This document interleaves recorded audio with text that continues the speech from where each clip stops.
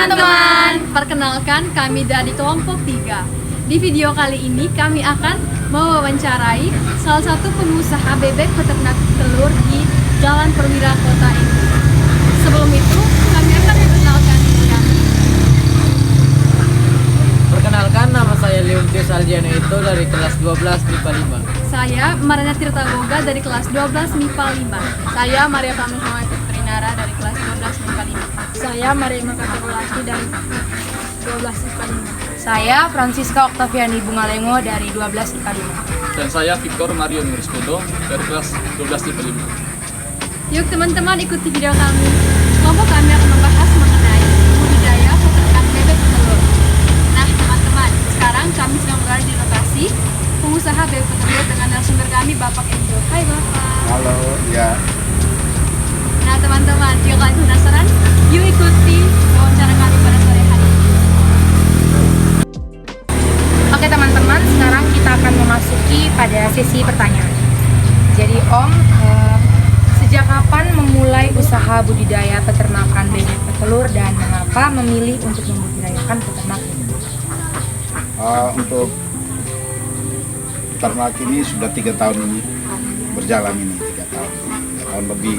Habis kenapa saya harus memilih ini? Karena memang di Ende ini umumnya di Flores ini belum ada yang sebanyak ini. Jadi saya harus mengambil ini karena memang pasar tuh sangat menjanjikan. Pertanyaan selanjutnya, berapa modal awal yang dibutuhkan untuk membudidayakan peternakan bebek petelur? Modal awal saya kemarin itu saya bawa telur dari Jawa 100 butir, saya tetaskan dapat 68 ekor, jadi ya berkembang sampai sekarang. Lanjut ke pertanyaan berikutnya.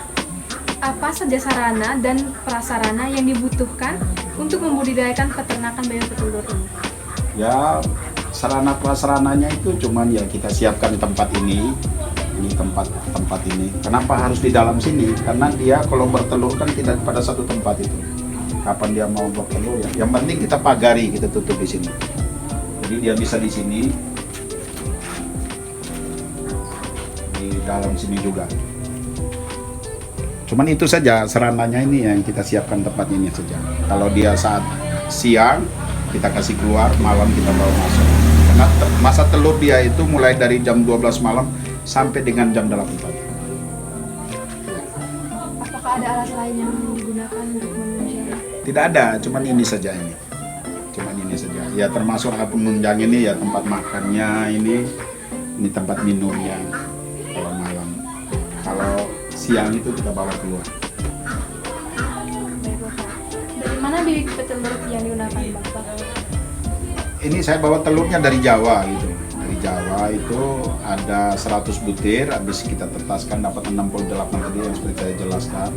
Cuman yang di sini ini ada 3 jenis bebek. Ada namanya bebek Peking, habis bebek hibrida, yang terakhir ini kuda hitam.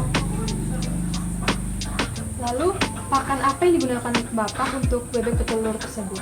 Ya kalau untuk telur itu, kalau kita sudah programnya itu ya dedak, kadang kita kasih polar yang biasa dikasih makan babi itu, polar, habis dedak jagung, dedak padi, tambah lagi dengan konsentrat ayam itu juga bisa dipakai untuk bebek juga. Jadi kalau kita kasih itu tuh dia telur terus. Nah, jadi kalau sudah telur terus, nanti setelah per 7 hari itu kita kumpulkan, kita bawa ke mesin tetas seperti itu. Om, kalau boleh tahu ini cara apa saja yang digunakan dalam pemeliharaan unggas bebek petelur? Ya kalau caranya ya seperti biasa lah kayak ternak ini. Ya kita pagi kita kasih keluar, habis jelang hujan juga kita kasih masuk gitu. Karena kalau dia kena air itu makannya tambah gitu. Jadi dia harus kering. Dia nyaman tuh dikering, kalau tempat basah dia tidak mau. Kalau memang habis mandi hujan-hujanan ya segera kita bawa masuk, seperti itu saja caranya. Selanjutnya ini dalam satu kali panen tuh Om, ini kira-kira berapa butir telur yang dihasilkan? Selama ini yang saya punya induknya cuma 100. Jadi kalau telurnya itu sekitar setiap hari itu 80 butir. Jadi kalau ada 80 butir, saya punya mesin tetas ini kapasitasnya 150. Jadi setiap 2 hari itu saya masukkan ke mesin tetas. Jadi 1 bulan ke depan itu setiap dua hari itu saya punya bibit baru, anakan yang baru. Ini pasti kan ada kesulitan ya Om kalau dalam pemeliharaannya telur. Kalau boleh tahu mungkin bisa diceritakan kesulitan. Ya kalau saya kesulitan itu kita mendapat pekerja yang baik. Habis yang kedua modal. Habis yang ketiga di sini tempatnya memang tidak ideal untuk kita ternak. Kenapa di sekitar perkampungan sini? Cuman ada caranya. Seandainya kalau memang kita panen telurnya banyak atau di saat anakannya banyak ya, jangan pernah kita melupakan tetangga. Gitu. Itu saja. Ribut Ya. Oke. Pertanyaan, hal apa yang harus dilakukan, harus diperhatikan agar kandang bebek tetap layak digunakan? Ya atap beratap, habis tidak bocor, habis kering. Kalau kering itu dia nyaman gitu, kalau basah dia tidak nyaman. Oke. Pertanyaan berikutnya, berapa ukuran kandang bebek tersebut? Ya kalau bebek itu sekitar 6x8 yang saya punya rumahnya. Jadi ini untuk kalau mau telur itu ya kita bawa masuk ke dalam. Sekitar 6x8 meter untuk 100 ekor per 100 ekor. Pertanyaan berikutnya, apakah Bapak ada karyawan? Ada. Selama ini nih sudah ada 2 itu. Ada 2 orang kita kasih gaji 1 juta itu 1 bulan. Cuman ya kadang sering datang terlambat. Kalau dia main malam itu minum mabuk itu ya seharusnya jam 7 dia sudah di kandang, kadang-kadang ya jam 10 dulu. Jadi ya ada yang 2 bulan, ada yang 3 bulan saya suruh keluar dan kita ganti orang. Nah sekarang yang kerja ini tetangga sendiri.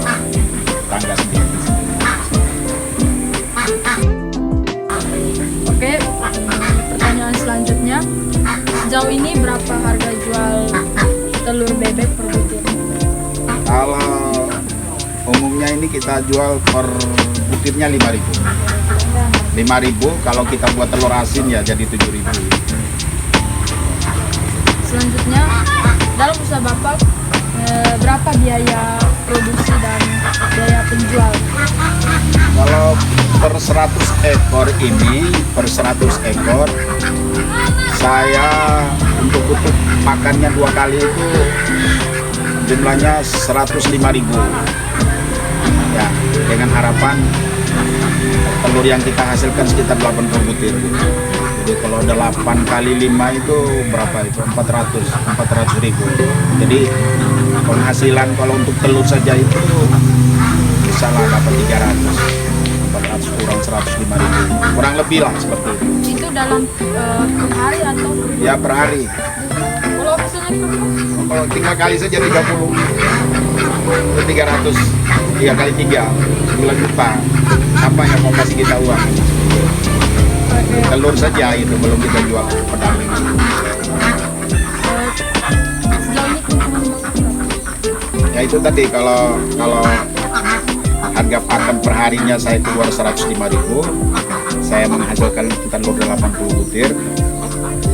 80 butir itu kali 5.000, harga jual itu dapat 400. Kalau 400 kita pengeluaran tadi sekitar 150 lah gitu. Kita masih dapat 350 per hari. Terus berapa kerugian Bapak dalam usaha? Tidak, belum rugi, untung terus. Ya, untung terus. Makanya sampai 3 tahun ini kan gitu tuh. Kalau sejak awal kita sudah rugi, tidak mungkin kita sampai bertahan sampai 3 tahun.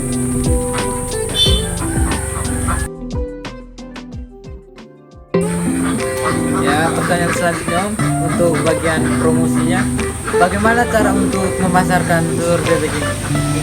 Ya lewat Facebook itu, lewat media sosial itu. Selain menggunakan media sosial, melakukan promosi dalam cara apa lagi? Ya kita jual langsung, datang kita tawarkan dari rumah ke rumah, kayak orang jual jajan itu.